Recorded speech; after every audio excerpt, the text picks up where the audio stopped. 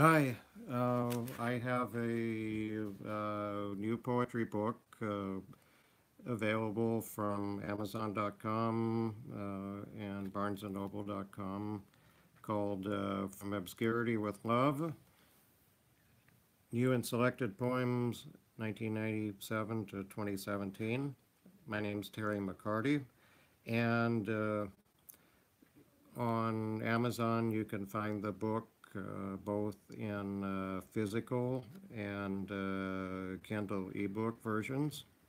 So, without further ado, I'll read a sampling of poems from the book, and we'll start with one that's based on when I was a college student in Wichita Falls and listened to the radio, called The Nightbird. She was a DJ, she wasn't what she played. The station manager of KKQV FM wasn't happy when the Nightbird went on the air and referred to John Lennon and Yoko Ono's double fantasy as double nightmare. Our consultants in New York know exactly what the kids in Wichita Falls want to listen to, said the station manager. And with her need for income overriding her desire to spread the gospel of true rock and roll, she allowed her tail feathers to be pulled off. The Nightbird fit herself into the Procrustean bed of playing unchallenging music like Lips Inc.'s Funky Town, Asia's Heat to the Moment, Quarter Flashes, Harden My Heart, and the song she hated the most, Stevie Nicks' Edge of 17.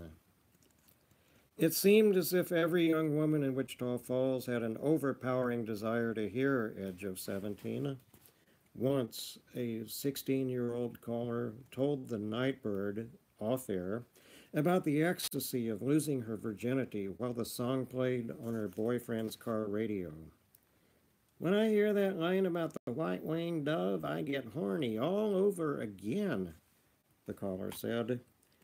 The Nightbird felt sorry for that girl and dozens like her who would grow up to be uncomplaining fundamentalist Christian wives ready to settle for early child rearing, Air Supply, the 700 Club's Pat Robertson, and President Ronald Reagan. The best part of the Nightbird's life was always after the 10 p.m. to 2 a.m. shift was over. She got into her car, turned the cassette deck up, and listened to the music KKQV FM wouldn't dream of playing. The Clash, The Damned, Lee Scratch Perry, The Jam, The Slits, and The Dickies. Pure heaven, thought the Nightbird, as she resisted the temptation to roll down the windows and treat the good citizens of Wichita Falls to what they didn't know they were missing. Agnes Moorehead as God read the spray painted in black graffiti on a brick wall located at the back of a parking lot on Vine Street. The first time I saw the graffiti, I pondered its meaning. Was Agnes Moorehead the deity? Of course not. She was a character actress best known for playing the tormented Aunt Fanny in Orson Welles' adaptation of The Magnificent Ambersons, and the imperious witch in Dora, mother of Samantha in the long-running sitcom Bewitched. Ms. Moorehead's style of acting could be summarized in one word: flamboyant. The meaning of the graffiti was now clear. Ms. Moorehead's flamboyance was being celebrated by the anonymous artist. Obviously, he or she was trying to keep memories of old Hollywood alive for a new generation. For the next few years, I would see the graffiti on the parking lot wall whenever I walked or drove through Hollywood, and it was comforting to me. A little piece of nostalgia for the way movies used to be. On December 14th, 1999, the graffiti was painted over. Nostalgia was obliterated. A few yards away, a commemorative painting of Frank Sinatra appears on another brick wall. I wonder how long it will take before Old Blue Eyes is erased from public memory. And we'll do a couple more. My 60s. Here's to memories.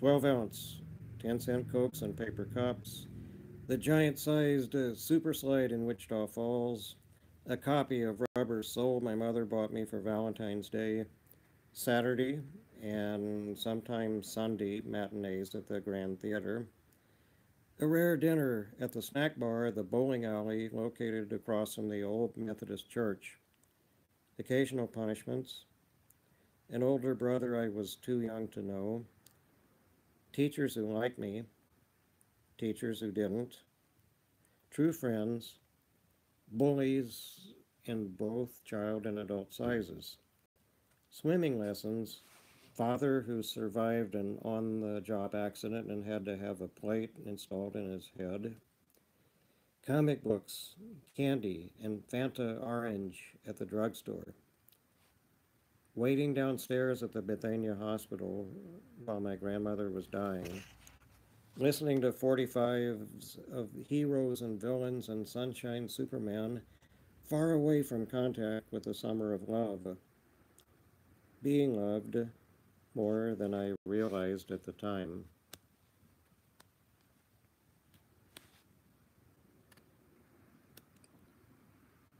And actually, I think I'll go ahead and do two more poems, and this one's about our current administration,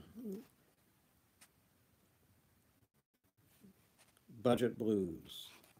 Lady says, let them eat cubic zirconia, while uncouth non-gentleman who says words like shithole bakes a huge cake for the war machine with mere crumbs for those who keep believing in the necessities of food, arts, health, information.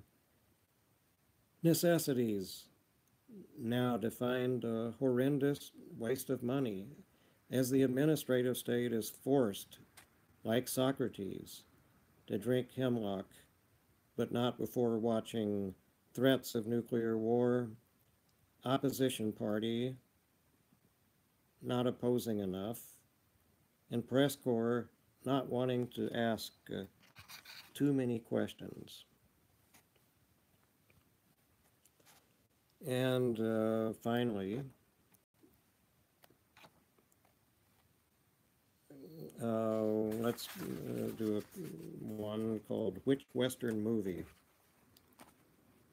Maybe it was the one about the farmer shot out of his boots by the outlaw, the one about the cattleman versus the sheep herder, the one about the people who killed buffalo to murder tribes of people who came west first, the one about the teenager who thought outlaw life was more glamorous than it actually was, the one about vigilantes who hanged innocent people as the supposed heroes looked on, doing nothing to stop it, the one about the family of lawmen who, through the magic of myth-making, became more noble than in reality, the one about the cavalryman who had to follow orders, right or wrong, causing the whole unit to die, the few that actually told stories with women as the principal actors, or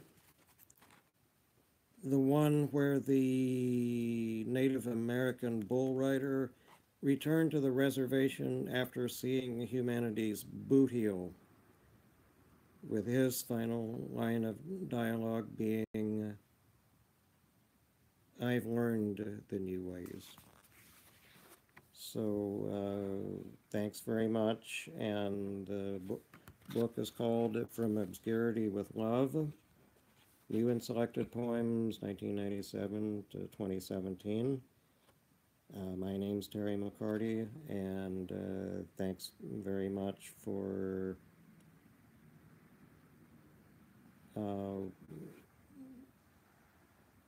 listening, and see you another time.